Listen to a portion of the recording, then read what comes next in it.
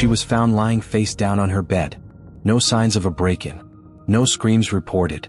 No stolen valuables. Just a young woman stabbed 42 times, inside the place she believed was safest. And in her hand, a torn piece of blue plastic. This wasn't a burglary. This wasn't random violence. This was personal. This is Mysteries Case File, where real stories reveal the darkest human secrets. Subscribe now, because some crimes don't just end. They linger. Before the blood. Before the investigation. Before the courtroom and the verdict, there was a girl. Quiet. Creative. Introspective. A girl who lived more in her mind than in the world around her. Her name was Samantha Michelle Nance. Everyone called her Shelley. Shelley grew up in Italy, Texas, a small town where life moves slowly and futures often feel decided long before adulthood begins. But Shelley never followed a script. She wasn't loud. She wasn't rebellious. She wasn't chasing attention. She was internal, thoughtful, observant. Teachers remembered her as intelligent but distant, as if her body sat in the classroom while her mind drifted somewhere far away. From an early age, Shelley found comfort in art. While other children played outside, she filled sketchbooks with drawings that felt emotional, sometimes dark, sometimes fragile. Art wasn't something she did. Art was how she existed. Her parents, Cynthia and Sam Nance, saw that early. They didn't dismiss her creativity as a phase. They didn't push her towards something safer or more practical. They believed in her. They encouraged her imagination, supported her dreams, and allowed her to grow into her own identity. Shelley was close to her family. She wasn't reckless. She didn't live dangerously. This matters, because what would later happen to her shocked everyone who knew her. Shelley graduated from Italy High School in 2007. She wasn't popular. She didn't move in large social circles. But she had direction. She once wrote words that would later feel haunting. "I am off in my own world while the rest face reality." Those words weren't a warning. They were a glimpse into her soul. After graduation, Shelley made a decision that changed everything. She left Italy, Texas, and moved to Dallas. She enrolled at the Art Institute of Dallas, majoring in multimedia arts and animation. For Shelley, this wasn't just school. It was freedom. For the first time, she was surrounded by people who understood her creativity. Professors noticed her quickly. They described her work as emotionally complex, stylistically unique, and hauntingly expressive. Shelley blended traditional drawing with digital techniques, creating pieces that felt personal, almost intimate. She wasn't copying trends. She was finding her voice. Outside of school, Shelley lived quietly. She attended church. She spent long nights working on her art. She built and managed her own website, showcasing her creations to the world. She didn't party heavily. She didn't live recklessly. She was focused. She was building a future. She was only 20 years old. Shelley shared an apartment at the Falls Complex in Lake Highlands, Dallas, with her roommate Ashley. By all accounts, it was normal. No constant arguments. No known enemies. No obvious danger. From the outside, Shelley's life looked stable. Promising. But someone in her orbit was watching her more closely than anyone realized. Shelley trusted easily. She didn't expect betrayal. And that may have been her greatest vulnerability. Because the person who would eventually take her life wasn't a stranger hiding in the dark. It was someone connected to her world. Someone who watched her. Someone who resented her. Someone who believed she didn't deserve the life she was living. On the morning of September 11, 2009, Shelley Nance woke up unaware that it would be the last day of her life. No warning. No chance to escape. And no idea that someone was already moving toward her. September 11, 2009. While the rest of the country moved through a day already heavy with memory, inside a quiet apartment complex in Lake Highlands, Dallas, another tragedy was beginning to unfold. That morning, Shelley Nance was alive. There were no warning signs. No frantic phone calls. No sense of danger closing in. Her roommate, Ashley Oliver Vera, had been away for several days. Shelley was alone in the apartment. Investigators would later believe that this detail mattered more than anything else. Whoever came for Shelley that day knew she was by herself. The apartment was quiet. Ordinary. Nothing out of place. There was no evidence Shelley was afraid. No indication she was trying to leave. No signs she was preparing to defend herself. Which led detectives to one chilling conclusion. Shelley may have opened the door willingly. At some point late that morning, violence erupted. It was sudden. Overwhelming. Unforgiving. Shelley was attacked in her bedroom. She was stabbed again and again, 42 times, most of the wounds concentrated on her neck and upper back. The injuries told a brutal story. This was not hesitation. This was not panic. This was rage. The medical examiner later confirmed that Shelley's jugular vein and carotid artery were completely severed. She would have lost consciousness quickly. Death followed within minutes. There was no escape. After the attack, Shelley was left lying face down on her bed. A blanket was pulled over her body. That detail stayed with detectives. It suggested something more than violence. It suggested control. Hours later, Ashley returned to the apartment. From the outside, nothing seemed wrong. No broken windows. No forced entry. No visible damage. But the silence felt heavy. Shelley usually played music. Ashley called out her name. There was no answer. She walked toward Shelley's bedroom. The door was slightly open.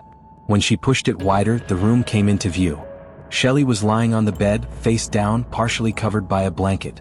Her toes were visible. There was blood on the sheets. Ashley screamed. She called 911 immediately, her voice shaking as she tried to explain what she was seeing. Police and paramedics arrived within minutes. They confirmed Shelley Nance was dead. Seasoned detectives described the scene using one word: overkill. This was not a robbery gone wrong. This was personal. As officers processed the apartment, several details stood out almost immediately. There were no signs of forced entry. Shelley's laptop was still there. Her wallet was untouched. Her jewelry hadn't been disturbed. Robbery was ruled out. Near the bedroom doorway, investigators found a small bloody footprint. It did not match Shelley's shoe size. Someone else had been standing there. Then they noticed something far more haunting. In Shelley's left hand, clenched tightly, was a small torn piece of blue material, later identified as part of a blue nitrile glove. A glove commonly used to avoid leaving fingerprints. Shelley had fought back. In the kitchen, detectives realized 2 knives were missing. A large knife and a steak knife. They were never recovered. The picture was becoming clearer. Someone entered quietly. Someone attacked with extreme violence. Someone removed the weapon and left behind almost nothing. And Shelley knew them. Because strangers don't get that close. Strangers don't inspire that kind of rage. As detectives began reconstructing Shelley's final hours, they turned their attention to her phone records, her messages, and the people closest to her. Very quickly, one name rose above the rest. A young man she had been seeing. A fellow student. A boyfriend with no alibi. And a connection to knives. When police examined the crime scene, one chilling truth became clear. The person who killed Shelley Nance didn't break in. They were let inside. Which meant the answer wasn't hiding in the shadows. It was hiding in her life. Shelley had recently started dating Nathan Shuck, a fellow student at the Art Institute of Dallas. Their relationship was new, only about 2 months old. Friends described it as innocent, even awkward. They held hands, talked about school, and dreamed about the future. There were no public fights. No explosive arguments. But appearances can be deceiving. From the investigator's perspective, Nathan raised immediate questions. He had no solid alibi for the morning Shelley was killed. He owned an extensive knife collection. And Shelley had reportedly been considering ending the relationship. To detectives, this looked like a classic motive: rejection. They questioned Nathan. He appeared shaken, distraught, even terrified. He denied harming Shelley. He insisted he loved her. But detectives knew appearances can be misleading. Then they found something. A search of Nathan's apartment, where he lived with a roommate named Daniel Williams, revealed a small Ziploc bag tucked in the common bathroom. Inside were strands of hair and blood. DNA testing confirmed the unthinkable. The hair and blood belonged to Shelley Nance. To most people, the case seemed solved. Shelley's blood in her boyfriend's home. It didn't get clearer than that. But detectives weren't satisfied. Nathan's reaction didn't fit the evidence. He looked genuinely shocked. He didn't act defensive. He seemed confused, almost manipulated. And then there was something else. The blood and hair weren't hidden carefully. It was sloppy. Too obvious. Almost like someone wanted it found.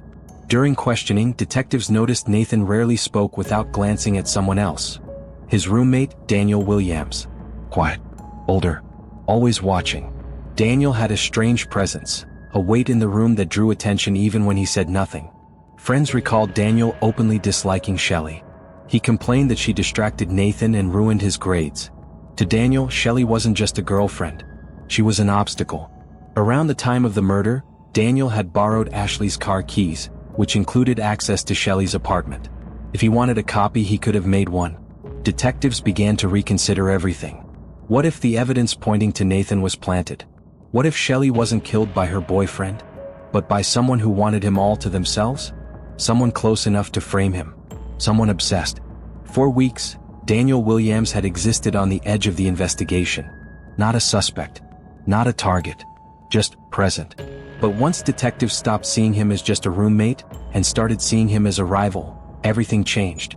Friends began to speak. Daniel was quiet, reserved, but deeply possessive.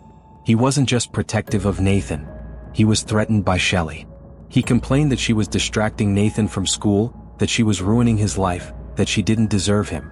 To Daniel, Shelley wasn't a person. She was an obstacle. Witnesses recalled seeing him watching Shelley from a distance. Not talking. Not socializing. Just watching. His comments began as bitterness. "She's ruining everything," he would say. But soon they turned darker. Nathan would be better off without her. Detectives realized this wasn't ordinary jealousy. It was fixation.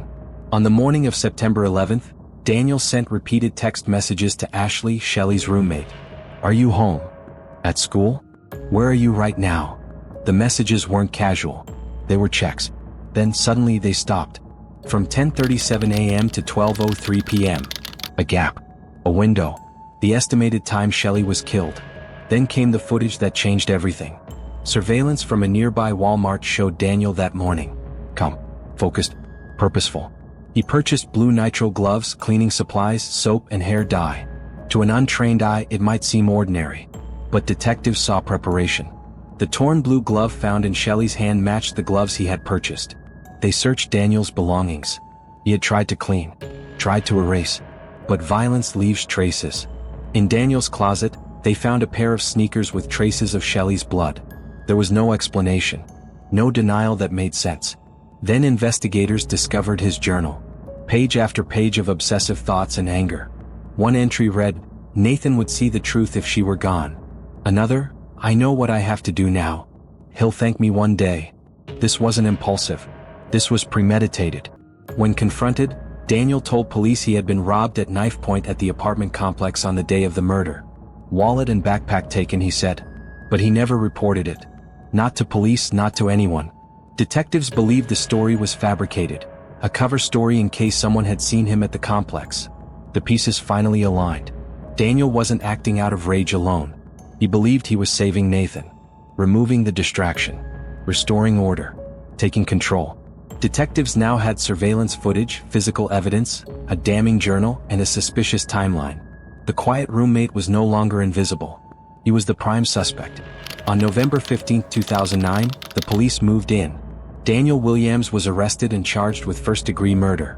But an arrest is only the beginning. The real test would be in court.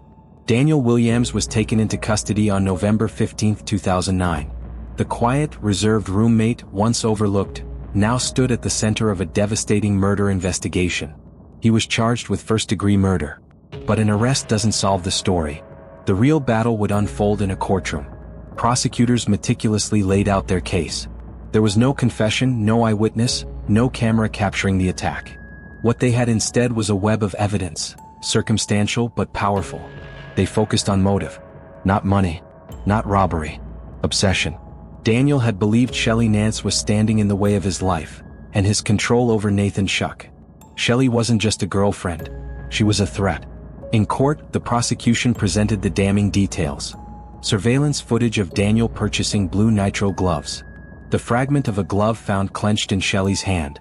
Sneakers with her blood in Daniel's closet. And his journal, filled with obsessive thoughts, stating, "Nathan would see the truth if she were gone." Shelley had fought back. Even in her final moments, she left evidence behind, a silent witness to the truth. The defense argued the case was circumstantial. They questioned timelines, challenged forensics, and pointed toward Nathan as a possible suspect. But the jury saw something undeniable. Daniel had planned. He had prepared. He had acted. And he had left behind proof of his obsession and his violence. After deliberation, the verdict came. Guilty. Daniel Williams was sentenced to life in prison without the possibility of parole. Later he appealed. He argued the evidence was insufficient and that his constitutional rights had been violated. His appeal focused on his medical records, which documented past violent thoughts and uncontrollable rage. The Texas Court of Appeals upheld the conviction in March 2013. Daniel Williams would never walk free. Shelley Nance's life had been stolen, but her legacy endured. The Art Institute of Dallas established the Shelley Nance Memorial Scholarship to support young artists. In Italy, Texas, annual art events honor her memory. Her parents turned grief into advocacy, ensuring Shelley is remembered not for the manner of her death, but for the brilliance of her life. Shelley trusted someone she didn't know was watching her. She paid the ultimate price for another person's obsession.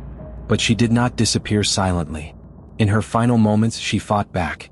She left evidence. She told the truth. And because of that, her killer could never escape justice. This was not a crime of chance. It was a crime of control. And Shelley Nance's story is a haunting reminder that sometimes, the most dangerous people are already inside our lives.